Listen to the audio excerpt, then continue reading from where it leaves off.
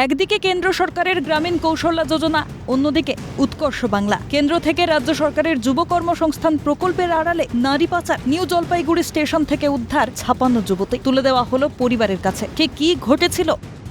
জানা যায়, এনজেপি থেকে পাটনা যাচ্ছিল ট্রেনটি। প্রতিদিনের মতো টিকিট চেকিং করতে উঠেছিলেন টিটি। ট্রেনের এক কামরায় গিয়ে একটু আশ্চর্যই হলেন। সেই বগিতে রয়েছেন প্রায় 56 জন যুবতী।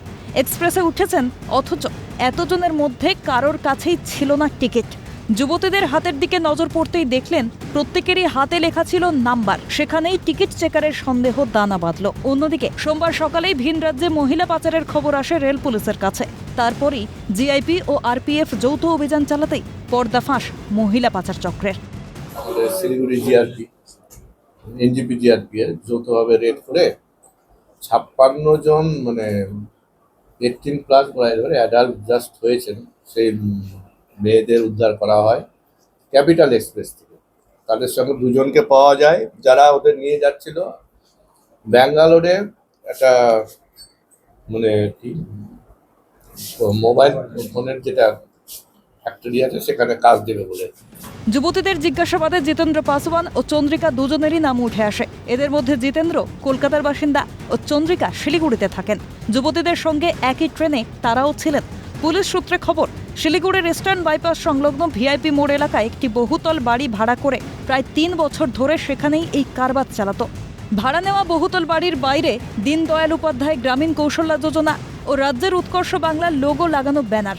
লক্ষাধিক টাকা ভাড়া দিয়ে সেই বহুতল ভাড়া নিয়েছিল তারা।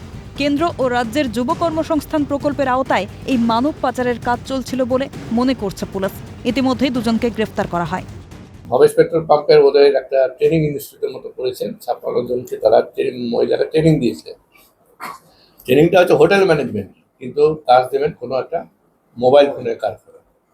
এই সন্দেহ হতে আরপিএফও সন্দেহ করে, বারবার জিজ্ঞাসাবাদ করে। ওরা স্টেটমেন্ট এক সময় এক এক রকম দিতে থাকে একটা জায়গা, কিন্তু সেগুলো এখন ভেরিফিকেশনের ব্যাপার।